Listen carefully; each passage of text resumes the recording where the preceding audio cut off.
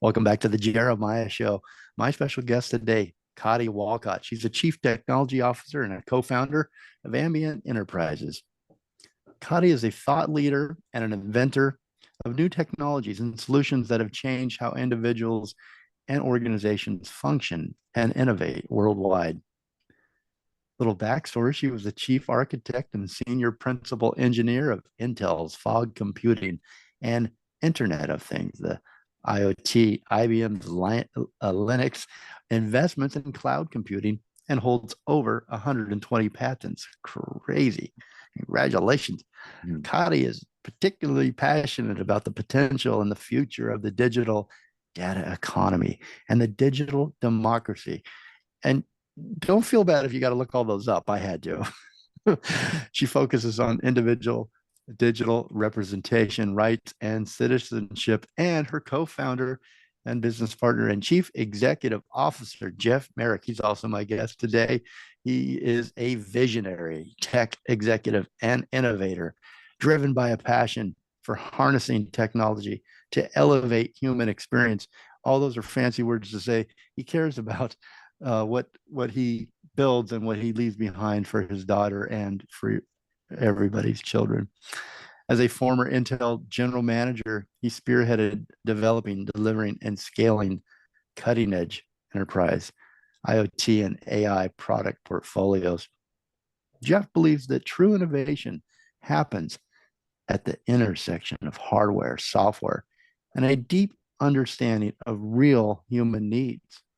His relentless focus is on creating transformative products that blend technology with common sense, making life more connected for all of us and meaningful. He's a fierce advocate for data sovereignty and digital rights. Jeff is committed to building a future where technology serves people first. Welcome back, guys. Welcome back to the show. Fascinating conversation. Uh, Although our last segment we talked about the things that you should think about with your if you're a creator. We're all creators, as Kati says, and she's going to expand on that in a minute. But what should you think about? And you could get wrapped up in worrying about every little thing you do, but there's also this technology Ambient Enterprises is working on and unveiling is their answer to the problem that we all have. And there is, you look at the bright side. There is a big bright side. There's a big upside to this. And what is that, Jeff? I'm glad you asked, because I wouldn't want people to walk away with a negative view. I'm essentially an optimist at heart, and I believe once the creativity allows an explosion of opportunity. So start with that, and I'm going to say property rights. Sounds like kind of a boring topic, but if you look throughout history, look at Hong Kong, look at other societies, once you establish clear property rights, the ability to have a title to your property, the ability to own a house and establish that it's yours, all kinds of things can happen. If you can't establish that you own something, then you can't sell it, you can't get a loan on it, you can't transact and trade in it. When you establish clear property rights, and people have the ability to innovate and create and get the fruits of their labor, really cool stuff starts to happen. So I think that the digitization of the things that were in the physical world now being in the digital world, it's cool. I don't know what the next 20, 30 years looks like in terms of what media looks like and what shows look like, and whether it's a game combined with a movie or, take your vision of the future. I know that it's pretty cool. I know that innovation will happen if people are allowed to innovate and create. And there's a lot of creators. But while some of us create for visibility and because we want to be recognized and whatnot, you still have to eat and you still have to put food on the table. And when you have the ability to make money off your creations, you're going to do a lot more of it. So the things that we're going to start to see, the creations, the explosion of opportunity, it happens when people are able to get value out of what they're creating. And so today, people are, there's an explosion of social media. And what value does it do? Well, it gets you a lot of exposure and maybe drives them somewhere where that you can actually make money. If you can make money and you can establish that something is yours and create right at the start, and if you're able to figure out how it was used, who's using it, and if you're able to have new methods of sharing, take a simple one. Let's say that you're not Taylor Swift, you're a small artist and you have a concert video and you've had a concert. There's no reason why you shouldn't be able to make that freely available so anybody in the world can watch it. And when you find out that it has 4 million views, you ought to be able to say, now I want to start charging for it. Or you can watch the first 4 minutes for free and the rest of it you can charge for. Today, if you want to do things like that, well, I don't know. What does YouTube allow you to do? What are their rules? What if you could make your own rules? And what does the world look like? And what are the business models we haven't even thought of? I don't pretend to know, and I don't care. What I care is that we put the tools in somebody's hands who will innovate and create, and all of a sudden new, unusual things will come out of it, and there will be an explosion of opportunity and wealth. That's what always happens. So that's my view of the world, right? We've got some hurdles to get there, but that's what it starts to look like at the end. That's exciting. That's really exciting. The possibilities that can open up from this technology, it's really exciting. You said something, Kati, that I've thought about.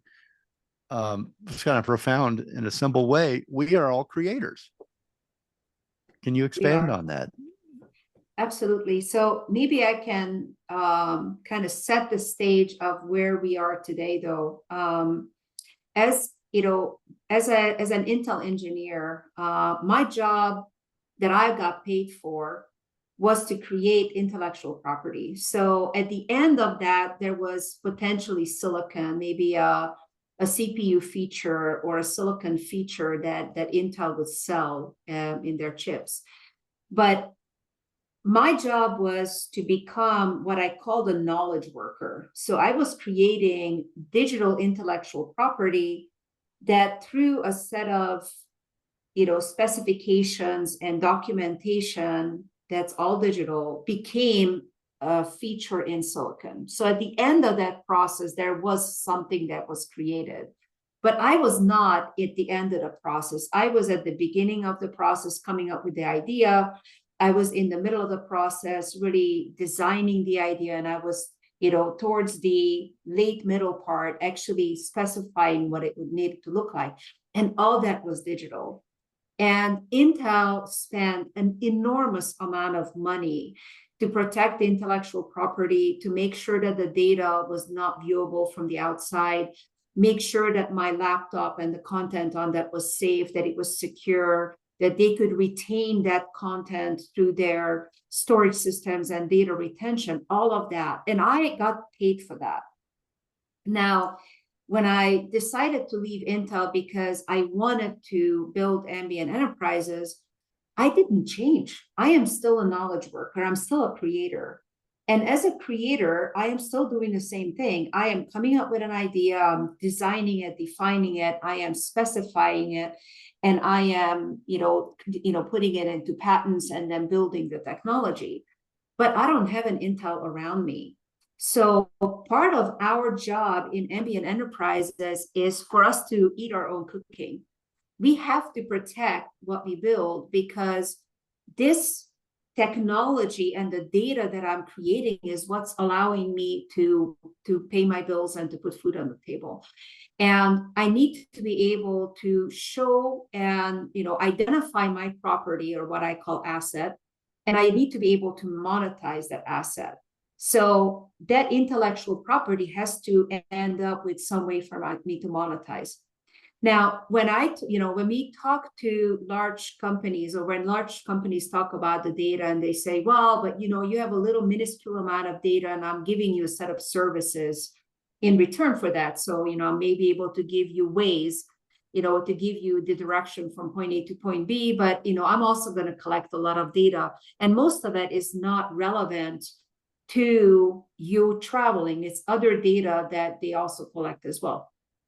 But they say, well, it was a tiny little bit of data, but you got a great service. I think if we are looking at all of us as creators, not just YouTube creators or musicians or artists or digital artists, but everybody as a creator, I think we are now creating a digital data asset or property economy that is allowing us to figure out a way to provide value behind that asset so that when it enters that economy, it becomes an expense to the companies that are using it. And they can generate an enormous amount of value and profit out of it, but so should the creators. You know, I am not a baker. I'm not making bread. I am a digital knowledge worker who creates digital property and digital intellectual property. And frankly, one of my epiphanies happened during COVID when we were all sequestered in our homes and we were creating a humongous amount of data out of our house. And I was thinking about many people who lost their jobs. And there was this discrepancy between the data that was created and the jobs lost.